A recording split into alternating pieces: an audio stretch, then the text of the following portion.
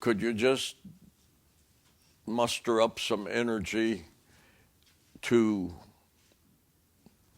think about this chapter as we study it?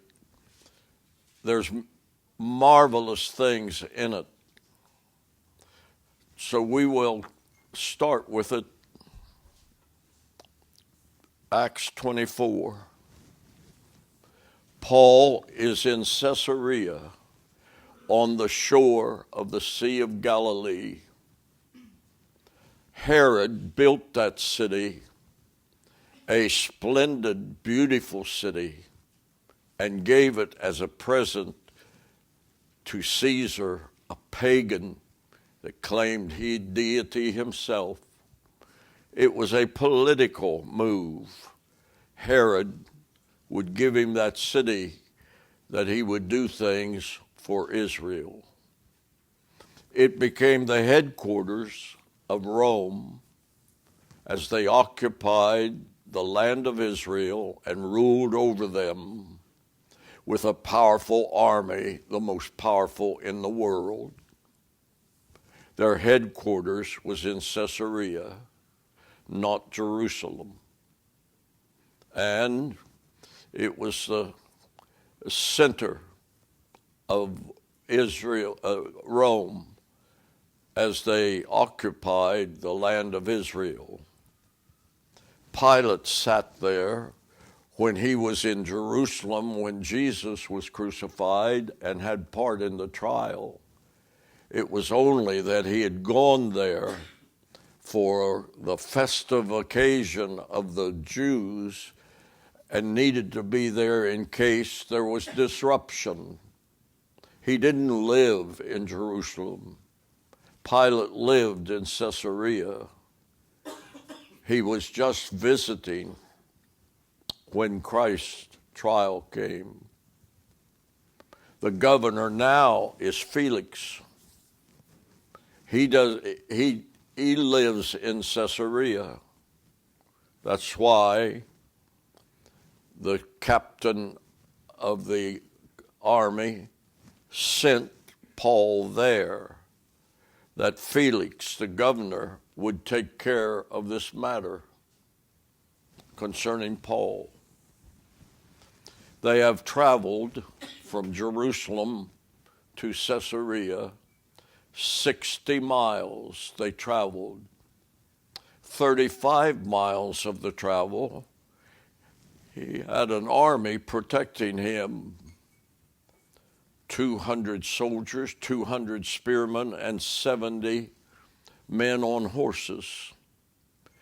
At the 35-mile mark, he let the soldiers go back to Jerusalem and just kept the 70 to guard Paul. They took him the last 25 miles into Caesarea, the horsemen. They turned him over to Felix. Now, Felix didn't do a thing for 5 days. Paul sat as a prisoner now of Rome. This is the first time he'll ever stand before a Roman judge. Jesus stood before a Jewish council. Stephen, that was murdered, stood before a Jewish council. Paul stood there, but now he is first to stand before a Roman government judgment that has power over him now. He is a Roman prisoner. But the Jews want Felix to kill him. And they go down there to plead their case that he should be killed. They hired a lawyer, which is referred to in the Bible as an orator, because they were great speakers. If you boys want an outline for chapter 24, Tertullus the lawyer speaks, then Paul speaks, and then Felix speaks. It's a 3-point outline. Tertullus the lawyer spoke, then Paul spoke, and then Felix. I don't know whether we'll get through this or not, But let's start, and we start with verse 1. Verse 1. After 5 days, Paul has been in Caesarea in the hands of Roman Governor Felix for 5 days. When you put the days together from the time he arrived in Jerusalem until then, it was 12 days. Mark that, it's important. 12 days since he entered Jerusalem. 6 days he spent in Jerusalem. And then a day of travel. And then 5 days in Caesarea makes 12.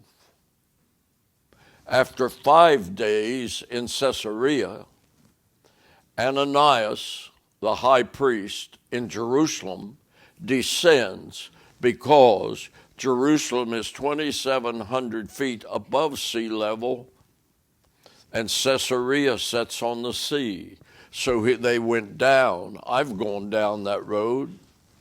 When you're in Jerusalem with a group of people traveling, usually your tour ends in Jerusalem, but you've got to go back down to near Caesarea to the airport at Lot to fly home. So you travel down from Jerusalem to Caesarea. And they descended with the elders. Ananias is going down. He doesn't have the Sanhedrin council, which Jesus stood before. He doesn't have them with him. Stephen stood before the Sanhedrin council before he was put to death, but he doesn't have that council with him. That's the 70-member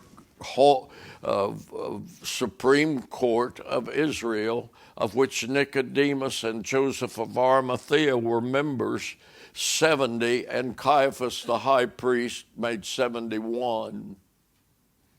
He doesn't have the Sanhedrin council, the main council, with him. He's got elders. That's simply older men that serve in the religious center, Jerusalem. And with a certain orator, we would say lawyer, but a certain orator named Tertullius. Tertullius is not a Jew. Ananias has taken these men to win a battle to cause Paul to be killed, and he has the elders with him. They're Jews, but they've hired a Roman lawyer because he's smart and he's an orator. He's a great speaker, this lawyer that they have to do the talking. His name is Tertullius. Now, we always think in the concept that they're speaking Hebrew because they're Jews. But when Tertullius spoke, as we will read in this chapter, he wasn't speaking Hebrew. He was speaking the language of the Romans. He was a Roman lawyer, and he pleaded the case before a Roman governor, Felix. The Jews stood and listened. That's one reason they hired a lawyer, a Roman lawyer, because he was pleading his case to a Roman judge, Felix. Tertullius was a Roman, and he spoke the Roman language, which was Latin. Latin doesn't exist today except in church circles. The people in where Rome is today speak Italian, and the people of that country speak Italian, not Latin. And where I went to high school, they only studied one foreign language. It was Latin. Why? In our high school of about 90 students, they had about 12 Roman Catholics. The Catholics wanted to learn Latin because their services in the Roman Catholic Church were in Latin. So they studied one language in my high school. It was Latin for the sake of those 12 Catholics. Tertullius is a Roman, and he speaks Latin, and he's going to plead his case in Latin. It's been translated till we read it in English. The Bible was translated into Latin so the Roman people could have it when they sent their man to the land of the Bible. Jerome, he went out to Bethlehem. There must have been no room in the inn because he moved to a cave. He sat in that cave 4 years and translated the Bible from the Hebrew and the Latin, from the Hebrew and the Greek. Hebrew Old Testament, Greek New Testament, he put it all in the Latin language and took it back to Rome, where the people of the greatest powerful country in the world now had a Bible. When the King James translators sat down to translate the Bible, they used Luther's German Bible, and they used the Latin Bible. And we have words in our Bible today that are in Latin. In fact, the word Messiah or Christ, the word Christ is Latin. It means Messiah. It's a Latin word. Calvary, where Jesus was crucified, is a Latin word. That's not Hebrew, that's not Greek. That's a Latin word. Calvary. So Tertullius is speaking in Latin and giving his case in Latin. And back to verse 1. After 5 days, Ananias, the high priest, descended. They came. Felix greets them. They informed the governor against Paul. Felix would have said, "Why are you here? We're here on this matter of Paul. You've got him as a prisoner over there. You've had him for 5 days. We're here about him." Now Felix, he knows, he's governor. He's been up to Jerusalem. He knows what's going on. He doesn't know the details, but he knows there's trouble. He knows about Paul. His wife, he stole his wife from another king. She's a teenager. He's an older man that was a bum, and he got into politics and got this job as governor. He's not an intellectual. He's not smart. He was a slave, and he's a terrible man, Felix. He stole his wife. She's a teenager. Her name is Drusilla. Drusilla. She's a Jew. She knows about Judaism, and she's told him. Felix knows about the Jews. Pontius Pilate didn't know much about the Jews. But Felix knew, the governor knows something about the inner working of the Jews, because he's married to a teenage wife that was raised as a Jew. She told him. And Felix has greeted them, and he's going to try the case. And he's a bum that has a political position, and those kind of men are always brutal, and he was brutal to exercise his authority. He was a brutal man, and he was crooked and evil. Paul's going to stand before him.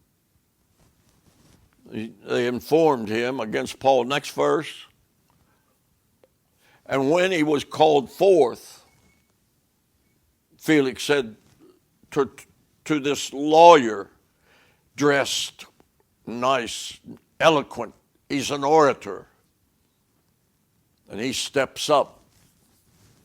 They're meeting in a hall that Herod built for Caesar. Felix is on the throne. He's the governor. The men that came from Jerusalem are over there on the side, and the man that brought them, Agabus, he's over there. And over here on the other side, you got Paul, and he says to that orator, come, speak your case. When he called forth Tertullus, began to accuse him. Right there, he began to accuse Paul. But before he would bring any serious accusations, he's smart. He wants to flatter Felix. And he starts flattering him with the most hypocritical scene in the Bible. He's standing there flattering Felix. What a wonderful person you are. That's a lie. This lawyer that's very smart and clever, he lies. He began to accuse him, saying, see, that by thee we enjoy great quiet. Felix, the lawyer says, Felix, we know that by thee we enjoy great quietness. Quietness, the Sanhedrin council hated him. He had caused all kinds of brutal problems in Jerusalem. He had put people to death. And the lawyer gets up and said, we have enjoyed great quietness with you. Everything's been peaceful. What a lie. And that very worthy deeds are done unto this nation by thy providence. You've done wonderful things, and he's done nothing but cause trouble, and the Jews hate him, and even the Sanhedrin Council hate him, and that's one reason the Sanhedrin Council is not in Caesarea. It's a chief priest that got a bunch of men together and went over. So he's flattering him. If you want to make a piece of bread look good, you put butter on it. In America, they wouldn't have said he flattered him. We have a saying in America, he buttered him up. He put butter on him and made it look better. Did you ever hear that expression? He buttered him up. You can be around America very long, and you'll hear it. Seeing that by these great quietness, there's no quietness, very worthy deeds. He didn't do worthy deeds. They are done to this nation by thy presence, thy providence. It's all just fake, buttering him up, flattering him so that he'll kill Paul. Next. We accepted always the great things you've done, and in all places you have done these wonderful things. Most noble Felix, with all thankfulness to you. It's all a sham. It's all untrue. It's just a lawyer, a clever lawyer, flattering him to get the decision he wants. Kill Paul. Okay, next. Notwithstanding that I be not further tedious, that I don't go on flattering you, I pray thee that thou wouldst hear us of the clemency a few words. I don't want to go on talking about how great you are, so will you now listen to the case we have? Then he starts as a lawyer to deal with Paul. He brings 3 charges against Paul. 3. 2 of them are not fatal. The last one deserves death. He saved it to last. Right? I'll give you the three charges. One, he is a ringleader of violence. He has stirred up trouble. That's the first charge. The second charge is that he is the leader of a sect by a man from Nazareth. Third charge, he defiled the temple. That's worthy of death. The first one, let's read about the first charge. Let's see. He starts, verse 4. Notwithstanding that I be not further tedious, I pray thee that thou wouldst hear us of clemency a few words. Next. Here he goes. First charge. We have found this man standing there with the prisoner's garb upon him, and maybe his hands tied. Him. He is a pestilent fellow. Pestilence fellow. What kind of a man is a pestilence man? 2 years ago or 3, we had in this country a pandemic, and there was a plague. It was a COVID. It was a disease. It went around the world. People died in Russia from it, in India. The world was wearing masks. Here, people didn't come to church because of it. We weren't allowed to go certain places because of it. And if we did go in, we had to wear a mask. And we had to go be tested. And that. We had a plague, a pestilent. A pestilent fellow brings a plague. It was a plague we had from China that caused the problem. But they say Paul has caused a plague. He's affected the whole country. He's a pestilent fellow. Brought a plague on us. A plague of religion. About the Gentiles. He's a pestilent fellow. And a mover of sedition among the Jews. He's dividing the Jews. Throughout the world. Throughout the world. What did that lawyer know about the world? What did the Jews know about the world? They had been in Jerusalem. Paul had been on 3 missionary journeys. He had been in the known world. He had been all through Galatia. He had been through Corinth and Athens. He had been through Corinth and Syria. He had been in the world. And they say he caused sedition that he's caused trouble throughout the world.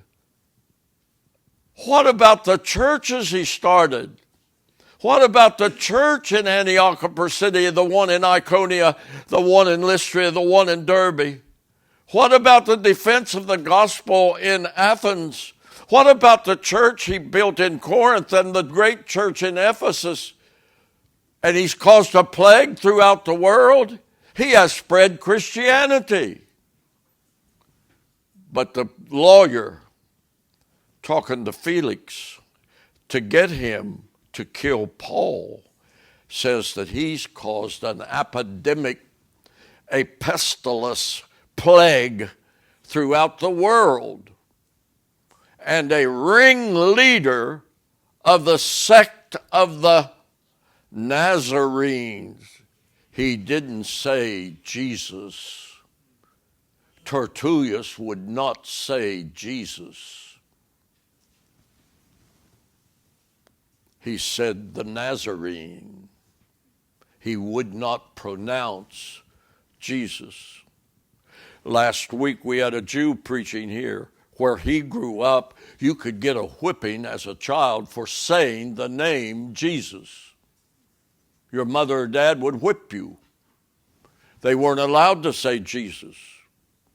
There's places in this world today, go up to New York City and go to Queens and go among the Jews and say Jesus. You have a fight on your hand. Right? Throughout the world, and a ringleader of a sect.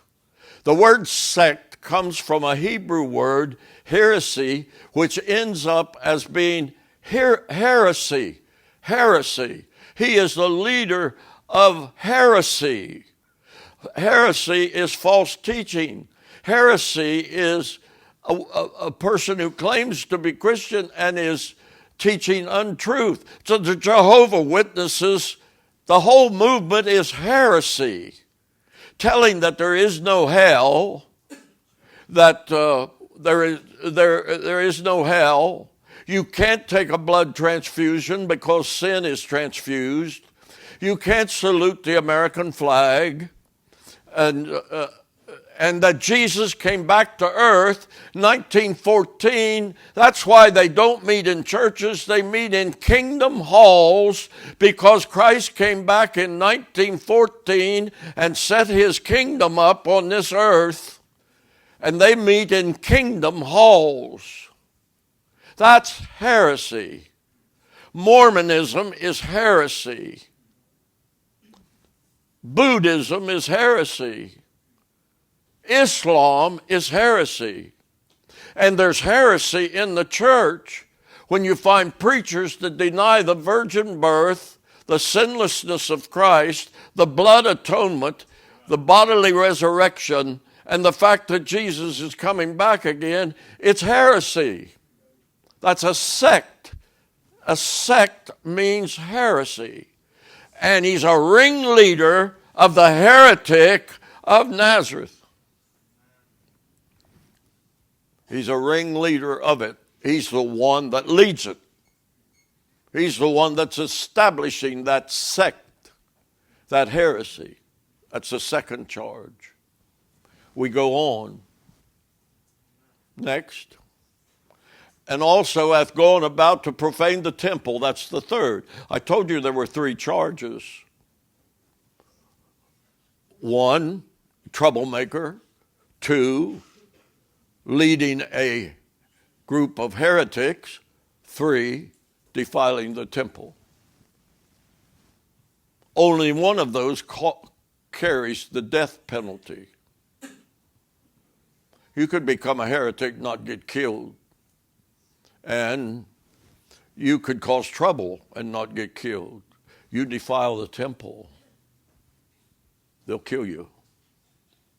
There's a wall outside the temple in the day of Jesus that separated Gentiles, unclean, uncircumcised, from the holy temple. You climb over that fence, you get killed. They'll kill you for going over that fence because you're causing the temple to be unclean. Now they're judging Paul. He defiled the temple. Next, and the chief captain,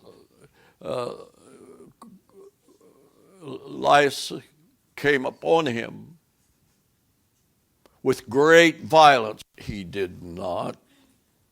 He came and it caused Paul to escape the violence that the Jews were about to kill him. He didn't come with great violence. The Jews were trying to kill him. And he went in with his men and took him out and took him to the barracks to stop the violence. See how the mind of an evil man works? He's telling everything is untrue. And with great violence took him away out of our hands. Took him away. Yeah, he delivered him. Next. Commanding his accusers to come unto thee, by examining of whom thyself mayst take knowledge of these things, whereof we accuse him. Next. And the Jews also assented, saying that these things were so. These things were so. The Jews standing over there with that high priest that came down, they're shaking their heads to Felix. Everything he says is true. That lawyer, what he said is true. And there stands Paul. There stands Paul listening. And Jews also assented, saying these things are so. True, that lawyer's right. Next. Then Paul. Wow. Then Paul. Tertullius, the lawyer, sits down, crosses his legs to hear this man. Felix will never change after hearing what I said. Felix is going to turn Paul over to these men that are here, take him back to Jerusalem, and kill him, just like we did Jesus. We're going to kill him. Then Paul, he steps up, short man, clothes of a prisoner now. His eyes are diseased until you can hardly look at him. And he steps up and with the power of God begins to speak. This other man was under the devil. Paul is under the power of God. This other man lied. Paul's going to tell the truth. It's quite a scene, that trial at Felix's command. Paul, after that the governor had beckoned unto him to speak, Felix, Paul, come. You speak. See, Felix doesn't like the Jews. He doesn't like the Jews. The Sanhedrin hates him, and Jewish people hate him, and he hates them. So he says, Paul, you come. He knows about Paul. Drusilla told him. His wife, a teenage Jew. Paul, after that the governor had beckoned to him to speak, answered. Then he greets Felix. First thing he does is greet him. He doesn't flatter him. He did not flatter Felix like the Roman lawyer. He only recognized him for his position. For as much as I know that thou hast been many years a judge. He's not flattering him. He said, you know, you've been many years a judge. You must know how to judge this. You've been many years a judge. And to this nation, I do the more cheerfully answer for myself. I'm glad I'm cheerfully answering a man who has been a judge for years. He's just recognizing his position. He'll answer for myself. I'm not hiring a Roman lawyer, an orator, to speak for me. I will answer for myself. Glad to, cheerfully, happy to answer for myself. Next. Because that thou mayest understand that there are yet but 12 days since I went up to Jerusalem to worship. Now, why would Paul say that? His life's at stake. Felix is going to make a decision when this is over that Paul will either be sent with those men or continue his journey to Rome. Paul says that you may understand that I've only been in town 12 days. I spent 6 days in Jerusalem, 1 day traveling, and you've kept me 5 days. Since I came to Jerusalem, I was there 12 days ago. I was only there 6 days.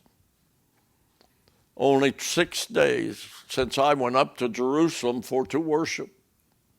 I went up to Jerusalem to worship, not to cause trouble.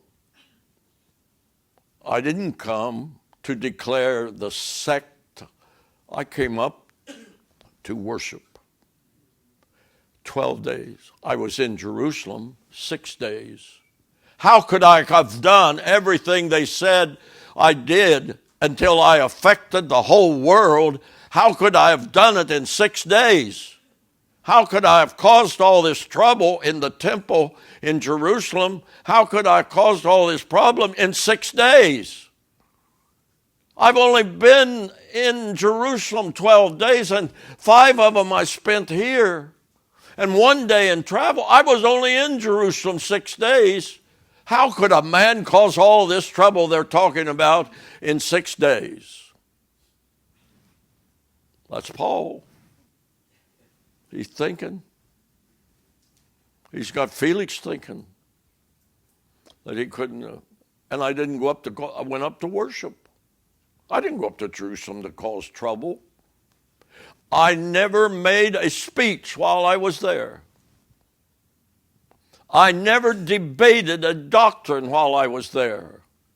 I never talked and opposed anybody in 6 days. Next. And they neither found me in the temple disputing. I wasn't in the temple disputing with the Gentile about the Gentile issue. I wasn't in the temple arguing that the Jews are wrong. I wasn't talking against the Judaism. I went up to worship.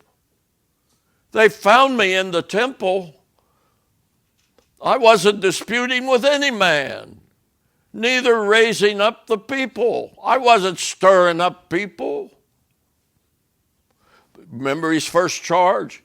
He's a troublemaker. That means he stirs up people. Yeah, I neither raised up the people, neither in the synagogues or in the city or in the temple. Nowhere was I stirring up trouble. That's his defense. Next. Neither can they prove the things whereof they now accuse me. They can't prove it. They've accused me. Now, Tertullus, the Roman orator and lawyer for the group, he's twisting and turning because Paul's putting him down. Paul's shutting him up. And he's over there hearing it. And he hears Paul, and his voice rings through the hall. Neither can they prove the things whereof they have accused me. You can't prove it. Go. Next. But this I confess unto thee, that after the way, I confess, I am a member of the way. That means the way of Christ. He is the way, the truth, and the life. The Christian movement became known as the way. And he confessed that after the way, which they called heresy, so worship I the God of my fathers, believing all things which are written in the law and in the prophets. You've accused me of being a part of heresy and sect. Hey, I believe the prophets. You Jews over there, I believe the Old Testament. I believe what the prophets prophesied. The prophets prophesied the Messiah would come. The prophets prophesied he would be born in Bethlehem. The prophets prophesied that Jesus would be a Nazarene, that he would come out of Egypt. I believe the prophets. It's you fellas that don't believe the Bible. I'm being true to Judaism. You are not even obeying Judaism. You didn't accept the Messiah that the prophets prophesied. You didn't accept Christ. You are the wrong ones in Jerusalem. Not me. I believe the prophets. And Jesus was prophesied and he came and I believe in him. I confess to you that after the way which they call heresy, that's the way I worship the God of my fathers, not some new God, the God of my fathers.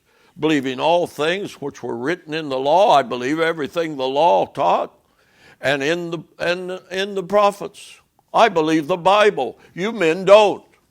If you believed the Bible, you would have accepted Christ as your Messiah. Strong argument. They're getting quiet over there. Those fellows that came down from Jerusalem, I think they're looking for their suitcase to get out of town.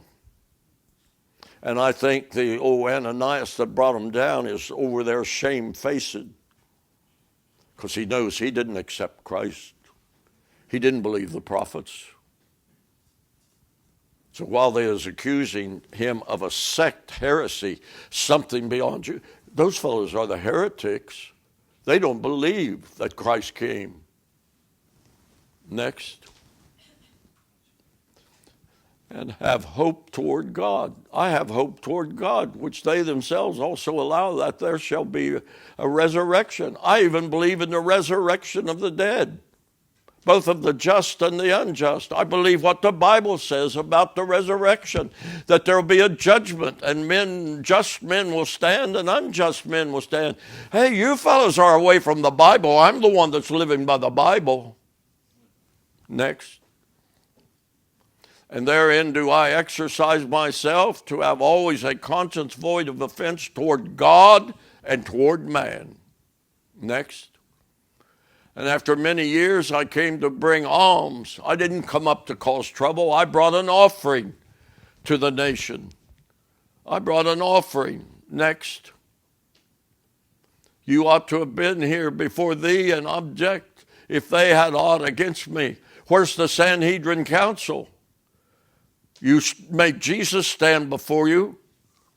Where's the Sanhedrin council? You made Stephen stand before you. Why isn't the Sanhedrin council here dealing with me? And why are you fellows here? You're not even judges in Israel. You are not even part of the Supreme Court. You are just Jewish men, and you're standing here as witnesses against me. Where's the Sanhedrin council to condemn me to death? Where is it? You ought to have been here before and object if they had aught against me. They should have been here. If they've got something against me, the Sanhedrin council shouldn't have been here. Next. Or else let these same here say, if they have found anything evil, if they're not here, you go ahead and prove that I've done anything evil while I stood before the council. Next. Except it be for this one voice that I cried standing among them, touching the resurrection. Let's face it, they all got mad, the council, when Claudius Lysias had me stand at the temple, at the fortress steps and speak. It was the resurrection that the Sadducees and Pharisees went into a fight, because the Sadducees didn't believe in the resurrection, and the Pharisees believed in the resurrection, and they went there to get Paul, but they're fighting one with another. And Claudius Lysias, the commander of the army, said, bring him out of there. They're going to tear him apart. Rescued him twice. because the resurrection caused the trouble. It wasn't me that caused the trouble. It was the Pharisees and Sadducees fighting over the resurrection. Next. Well, it's over. He ended up right there. And there's Tertullus with his head hanging down. And there's those men that came down there wanting to get out of there. And there's the man that led them, defeated. And Paul steps back. There's my case. And he really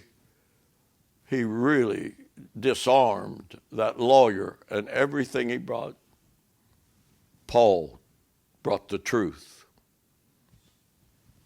Now Felix, back to Felix. I told you the outline was Tertullus, Paul speaks, Tertullus speaks, then Paul, and then Felix. 3-point outline. And when Felix heard these things, having more perfect knowledge of that way, he had more perfect knowledge than those men and Tertullus. Felix had more perfect knowledge because he was married to a Jew that told him about the way. He deferred them and said, "You men go. Claudius Lysias, the chief captain, shall come down, and I'll know the utmost of this matter." Felix would not make a decision. He wouldn't say, "Paul, you're not guilty," or he wouldn't say, "Jews, take him and kill him." No, it was indecision. Indecision. He would not make a decision. I'll bring the chief captain down. I'll see what he's got to say. I'll know the utterance of the matter when Claudius Lysias, the head of the Roman army, comes down here. I'll find it. He would not make a decision. Next. He commanded a centurion to keep Paul. He's got a centurion there standing in the courtroom. Take Paul and to let him have liberty. If he wants to go about his people, if he wants to go over to Philip's house, if he wants to stay over at Philip's house while he's here, give him liberty. And that he should forbid none of his acquaintance to minister or come unto him. Don't stop other people who want to see Paul and people want to minister to him. Let them see him. But we'll just put this thing on hold so far as making a decision. Next. After certain days, Paul's free. When Felix came with his wife Drusilla, this doesn't have anything to do with the lesson, but I have a niece in Zanesville, Ohio, and her name is Dorsella. I never heard anybody else with that name. Her name is Dorsella. I wonder if her family, when she was born, got it out of that. Drusilla, her name is Dorsella. There's only one difference, it's the U. She changed it to an O, it's Dorsella, which was a Jewish. He sent for Paul and heard him concerning faith in Christ. After certain days, I'd like to hear some more from Paul. Bring him in. Tell us about faith in Christ. Next. And as he reasoned, he preached to Felix righteousness. He preached temperance. And he preached judgment to come. Woo. Standing before Felix, that's got the authority to sentence him to death, Paul preaches righteousness. Felix knows he's unrighteous. Temperance, he knows his flesh is out of control. He knows that. And judgment to come. And Felix trembled. It frightened him because he knew he was a sinner and he knew Christ was the Savior and he knew judgment was coming. He trembled. The governor trembled and answered, "Go thy way." more go thy way this time. When I have a convenient season, I'll call for thee. He never did. As far as we know, according to the scriptures, he died. Nero Caesar fired him.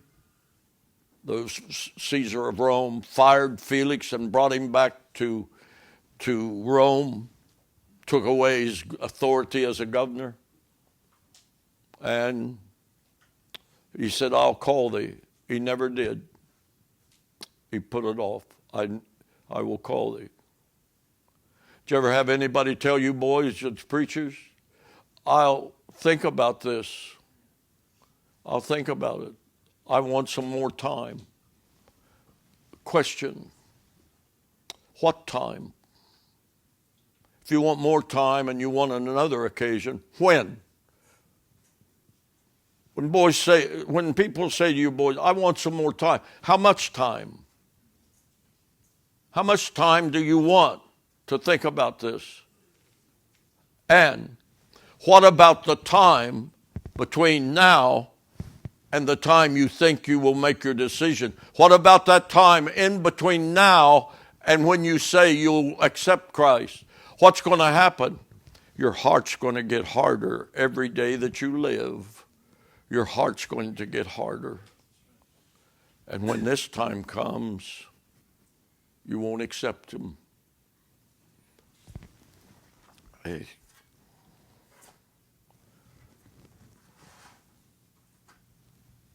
One more statement and you're through. You can go eat. Felix made a decision concerning Paul, but his greatest decision was when he rejected Christ. That's it. That's chapter 24. Next class, he stands before Festus. He's the governor that replaced Felix. Next time we'll see what Paul does in front of Festus. Okay, you're dismissed.